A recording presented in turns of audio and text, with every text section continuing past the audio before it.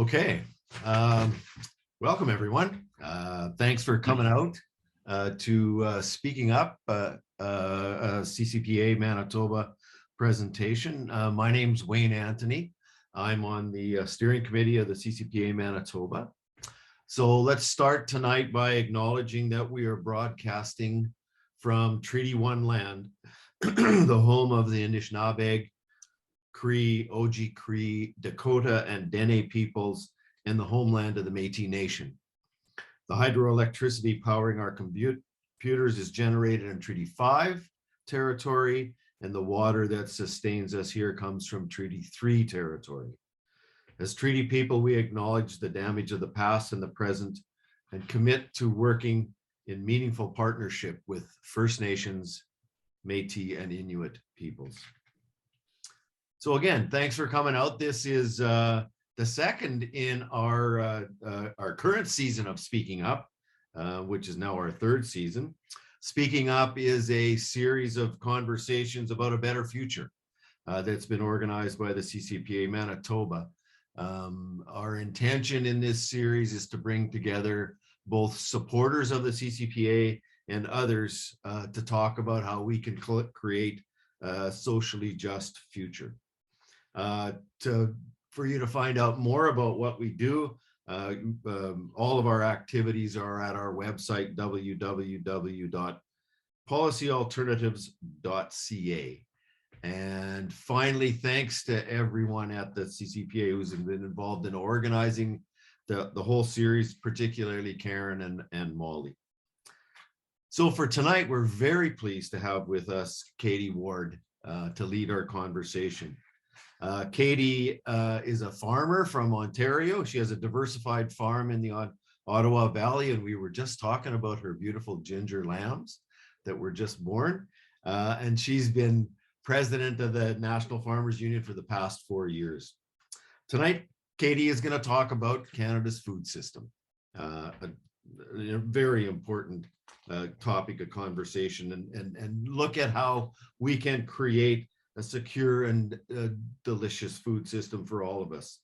She'll be talking about, who are the main players in the agricultural food system and supply chain. What are the pressure points and how they impact all of us? Where do the various industries and labors intersect, and what solutions are there to the serious problems that lie within our food system in Canada? So Katie will talk to us for about 30 minutes, something like that. And then we'll have just a very brief break while we turn off the recording. And then we'll open it up and invite you all into a conversation with Katie. So now I'll turn it over, Katie Ward. Thank you very much, Wayne. It's really nice to see you folks this evening, and I'm really pleased to be invited. I see some familiar names and faces, and so for some of you, some of this information might not be so new, but this is very much a hot topic these days. So I am going to share my screen here, and I'll start my quickly. Before I do that, I think I'm actually going to turn my camera off just to make sure that my rural internet doesn't get too bogged down with this. Can you folks see that? Yep. Great, thank you. So as I said, I'm really glad to join you this evening to talk about one of the hottest topics of the moment, inflation, or the price squeeze, what's behind it, and ultimately some avenues for potential action. I'd like to start off by telling you a little bit about myself and the organization that I am so proud to represent. I grew up on a beef farm in the rural outskirts of what wasn't even really Ottawa back then. My husband and I bought our farm a little over 10 years ago, and we raise sheep, hogs, and chickens on pasture. We grow our own hay and cereals for our livestock. And I ran a vegetable CSA for 8 years, but now we rent out our market garden and greenhouse to what seems to be turning into a lovely succession of new NFU farmers starting their own vegetable businesses. We joined the National Farmers Union very shortly after we started farming because the NFU's values align with our own. People-centered agriculture should serve the needs of the people involved in growing and raising food and the people who eat that food. And we believe the democratic process is the best avenue to effect the change needed to bring that ideal to reality. The NFU is a voluntary, direct membership, nonpartisan national farm organization made up of thousands of farmers from coast to coast to coast who produce a wide variety of food, including grains, livestock, fruits, and vegetables. Our mandate is, conveniently enough for this topic tonight, focused on economic dignity for farmers. For over 50 years, we've promoted the betterment of farmers in the attainment of their economic and social goals, the reduction of costs, and other measures designed to increase economic benefits of farming, legislation and other forms of government action for the benefit of farmers, and a higher standard of community life and agriculture. So, what are the economic building blocks that make up the agricultural supply chain? Who are the main players? Where are the pressure points? And how does this impact you? What solutions are available? This graph lays the foundation for what I'm going to speak to you about tonight. I call it the farm income gap. The black line at the top is gross farm income, and the gray line running mostly along the bottom is net farm income. As you can see, it's awfully low. The blue gap in between is what we pay for farm inputs, things like fertilizer, diesel fuel, seeds, etc. And I'd like you to keep that blue gap in mind as we go forward. So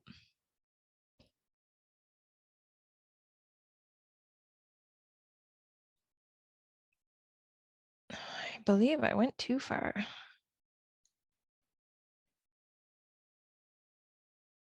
There we go.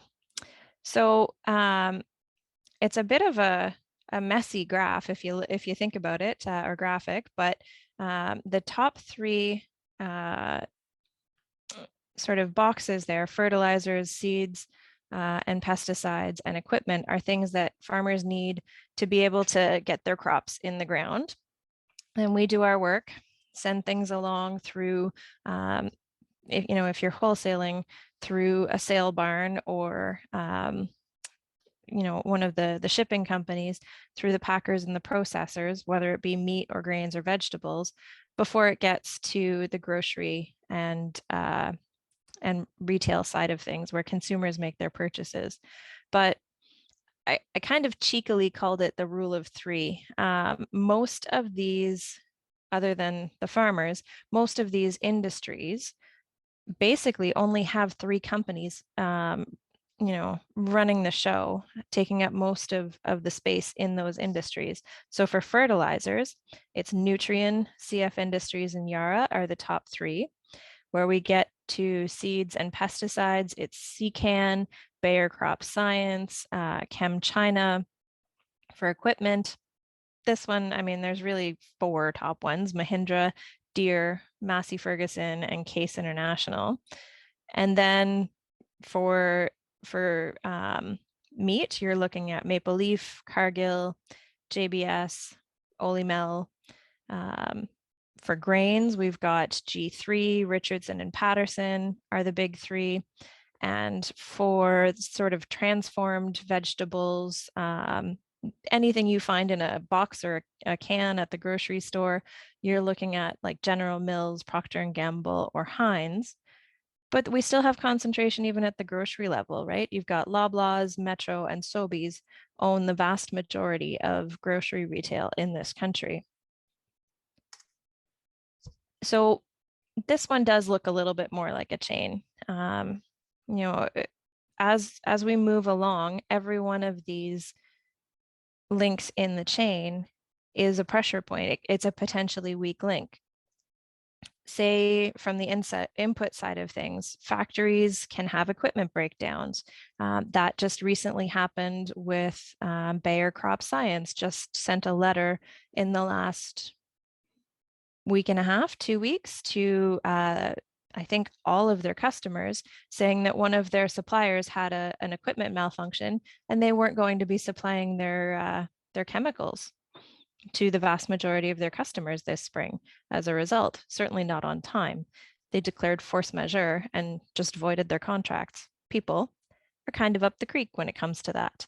You can also have labor shortages at factories, whether it be COVID, strikes over working conditions, if you're bringing in fossil fuel, inputs to create your fertilizer, for example, there might be interruptions with a pipeline, or there's global and domestic politics, trade, war, civil unrest. Even farmers have our own weak spots in the chain. Access to land is a problem, cash flow is a problem, equipment and parts. Labor sometimes is just not available. Weather is one of our biggest challenges, but it's not just weather on the farm that we deal with. Sometimes it's weather that's affecting our shipments coming in with our parts and or our goods going out. We also have to deal with the global side of things because trade agreements impact us very heavily in a lot of cases. For wholesalers, transportation, weather interruptions for trucks. The floods in British Columbia last November took out railroads and highways. And if you were trying to get your grain through the port of Vancouver from the prairies, that just didn't happen for quite a long time. Even at the sale barns or the processors, there's been plenty of civil unrest affecting those places because people are holding protests if they're, anti-meat activists, that type of thing. And then the grocers have their own transportation, weather, and labor issues. Just last month, we had major snowstorms here in Ontario, and it shut down trucking for a couple of days, and stores were, empty. There were empty shelves in grocery stores, and everybody was starting to blame it on the blockades at the border. But in this case, it wasn't actually that. It was weather. So there's a lot of potential weak links, and each of those weak links has an awful lot of pressure points affecting it. Then we get to the labor side of things, and I put people at the center of this because that's just the way that we think about things in the NFU is that, people really do need to be seen as people and not just cogs in the machine. But labor has its own challenges when it comes to creating food and getting it to you onto your plate. So there's availability, and it could be anything from demographics to access to childcare near your workplace, location close to transportation, living wages. So, a lot of the food industry doesn't have the working conditions, don't in wage packages, don't have things that a lot of other industries would consider standard, right? You don't get sick days or vacation days or extra health or pharmaceutical coverage. And for working conditions, safety measures. When you're talking about working in a packing plant, the amount of injuries that happen to those workers are just astronomical. Shortage of PPE, personal protective equipment during COVID, mechanical hazards, ventilation. There are an awful lot of reasons why we should be looking at the labor aspect of the food supply chain from a sense of solidarity, as opposed to just seeing the scarcity of the component that goes into producing our food. And we work very hard with our migrant workers subcommittee to engage with migrant workers here in Canada who do an awful lot of agricultural work. And, they have a pretty rough situation. a lot of them. Some farms are absolutely great to their migrant workers, but that's not the case for everybody. And there's an awful lot of hardships for those folks as well. So underpinning all of these other issues, this is a perpetual issue for us, which is farmland ownership and tenure. It's less frantic for you folks in Manitoba than elsewhere, but in provinces with extremely lax or non-existent regulations on farmland ownership, we've basically reached the point where new and young farmers essentially have little to no hope of ever owning their own farms, especially in Ontario and British Columbia.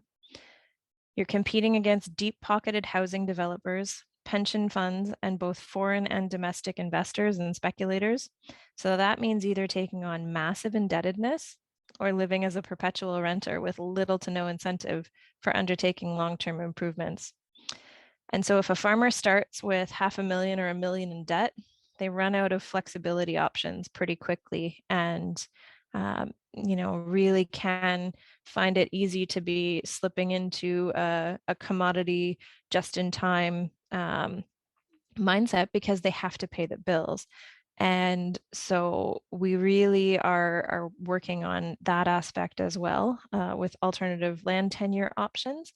But access to that ground, that good soil, is so key, and it's a big price factor for farmers. So we need to keep that in mind as well. So then we get to false solutions, and the things that we see getting pushed through various government programs or ideas that we're going to add more innovation and more automation, and it's going to save us from the uncertain labor environment that we face.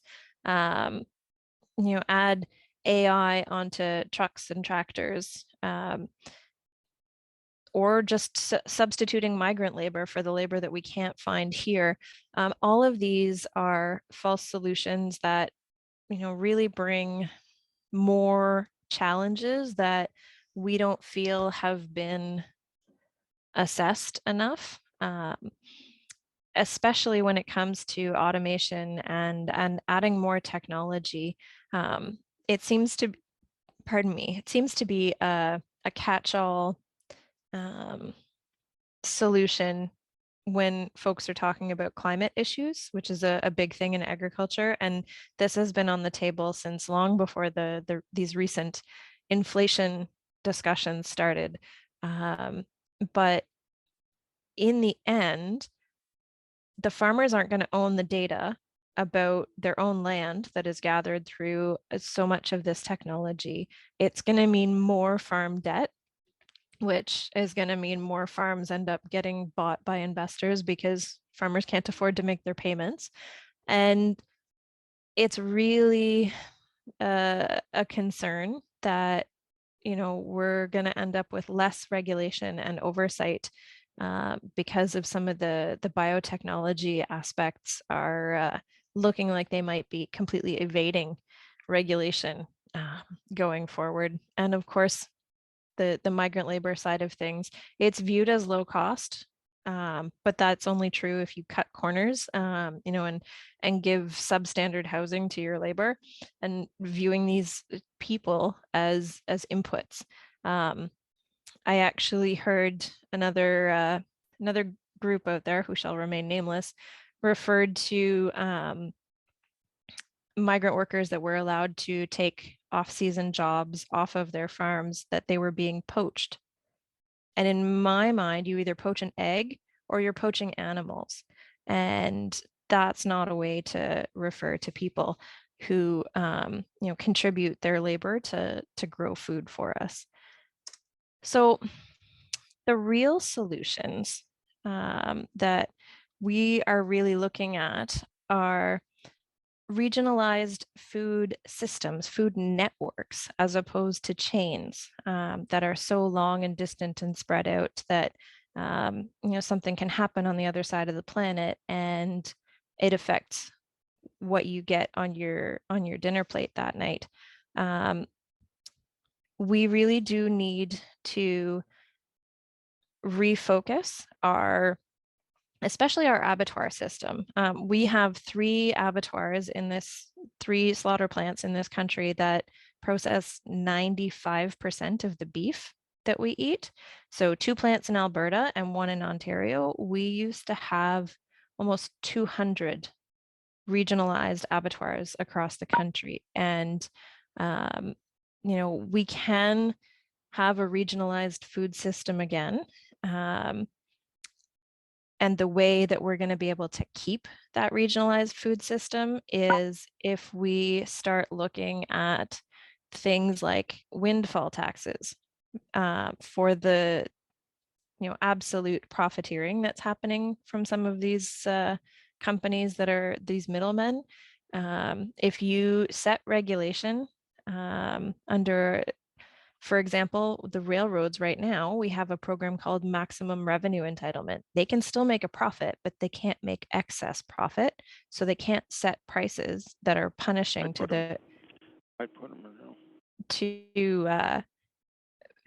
their customers. So we're proposing, and we've gotten some positive feedback from government, that if we can set up a regionalized food system, the big guys won't be able to undercut them afterwards and starve them out of business, basically, if we can set up a program of maximum revenue entitlement for things like abattoirs, for things like the big grocery process or big food and vegetable processors. And we'd love to see a return to single desk marketing that would change the power dynamic a little bit between farmers. And, if you're an individual farmer going to the sale barn, you don't have any power. But when we had things like single desk hog marketing, and there was some power in numbers behind those marketing efforts, then the packers have to be able to listen and negotiate, because there's a little bit more balanced power there. Hog growers in Alberta, just I want to say it was about a year ago, actually were publicly talking about going back to a single desk marketing model for their hogs, because the prices that they were getting at market were so low that it was below their cost of production. And you're not going to stay in business very long without government assistance if you're not making the amount of money that you have to shell out just to raise that product. So, nowadays we're finding that so much government assistance is basically just a pass through to these overly concentrated companies that are making record profits. And there's a way to change it. So the way to change it is to start really getting government to pay attention to these solutions. And that brings us to, what can you do? And you can take action on these things. You can support your local farmers.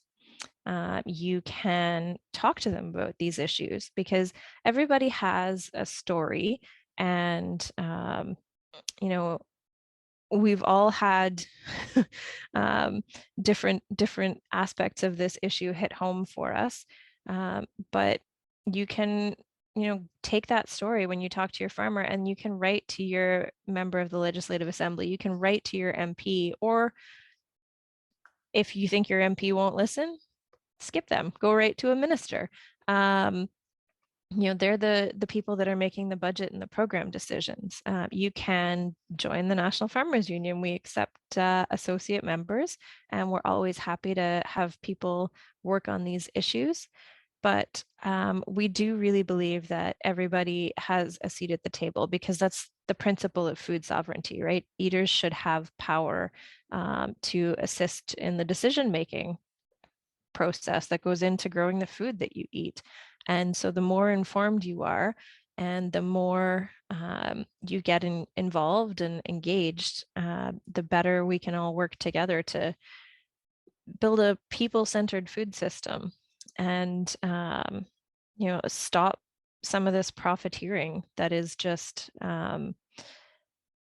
it's squeezing farmers out, and it's squeezing eaters. And, I think those are the two most people-centered parts of the food system. And so I think that people are reaching the point where they're saying this just can't continue the way it is. And we would absolutely love to work with any and all of you to help move this issue forward. I will point out that I did draft this presentation before the recent fuel price surge. So that's not even accounted for in here, but all of my costs are going to be going up just to run my tractor, right? So every bale of hay that feeds those sheep, and every seed that goes in the ground is going to take more money to get that seed in the ground, because our costs for our fuel to run our tractors and our planters and pull our balers through the fields is going to be astronomical. So we could really use some growth in the movement to push for these issues. So I will stop there and turn it back over to Wayne. All right. Thanks very much, Katie. Thanks a lot. Yeah, there's so much to think about there in all of the issues that you've raised. And of course, this is something that touches all of us, every day when we sit down to eat. That all of this affects us.